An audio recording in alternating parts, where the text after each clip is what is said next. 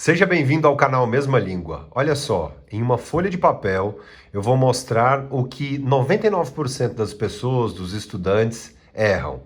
99% dos estudantes não sabem a divisão correta dos parágrafos.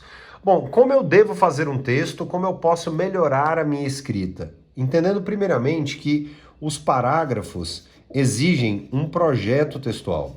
Então, todo escritor ou tem na mente, por muita prática, ou então ele vai fazer o quê? O chamado projeto de texto. Então, é fundamental, antes de começar a escrever, que exista o projeto de texto, porque é exatamente com esse projeto de texto que haverá a mudança de parágrafos. Vamos lá para um projeto simples de texto, ou um tanto quanto, digamos, um projeto assertivo de texto. Olha só, pensemos em 4 parágrafos. Então vamos aqui organizar um texto que tenha lá aproximadamente 25 linhas, 30 linhas. Então eu vou chamar aqui de P1, P2, P3 e P4. Cada uma dessas partes será exatamente o parágrafo. Eu indico que não faça isso mentalmente. Mentalmente, quem vai fazer esta divisão correta é quem tem muita habilidade textual. Olha só, lembrando que eu estou no Instagram, meu endereço é @DiogoArraes, certo? Todas as terças-feiras eu estou também com a minha coluna na revista Exame. Então, no parágrafo 1, haverá um conceito sobre o tema. Acabou o conceito? Nós vamos a quê? Nós vamos à exemplificação.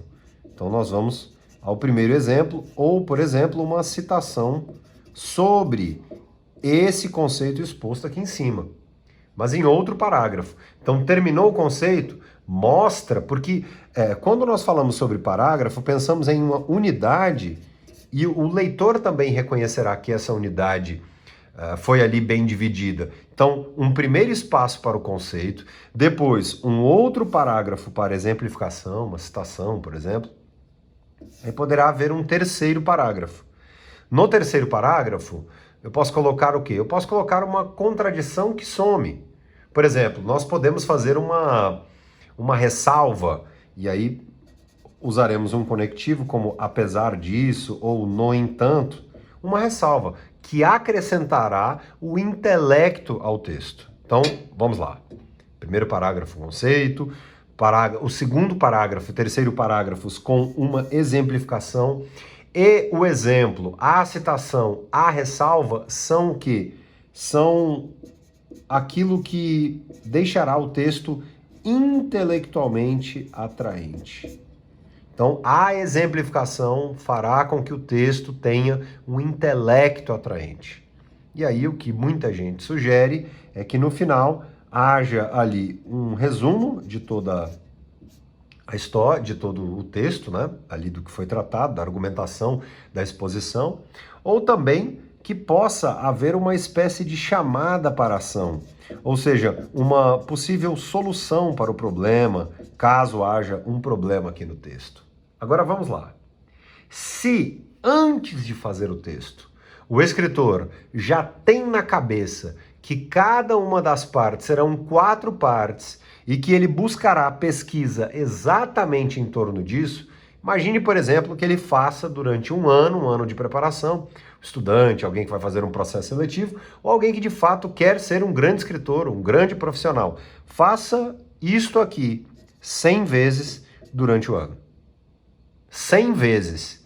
Ou seja, esta pessoa terá uma ótima noção sobre parágrafo. Qual é o erro do brasileiro? O brasileiro faz o seguinte: o brasileiro imagina que a divisão do parágrafo, quando se fala em parágrafo, não, a mudança é a mudança aleatória. E o parágrafo pode ser aleatório? Não pode, principalmente em texto que argumentativo, principalmente em texto para um processo seletivo. Quando a mudança do parágrafo até pode ser aleatória, até se for muito estilosa, agora pensando em um texto artístico.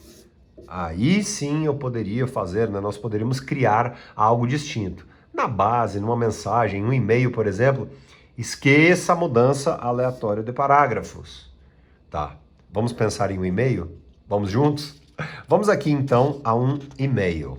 Ó, lembrando que eu vou deixar aqui um curso gratuito bem no link aqui, tá, deste vídeo, enfim, um link para você aproveitar bastante todo o conteúdo. Vamos lá, olha só, um e-mail, uma mensagem.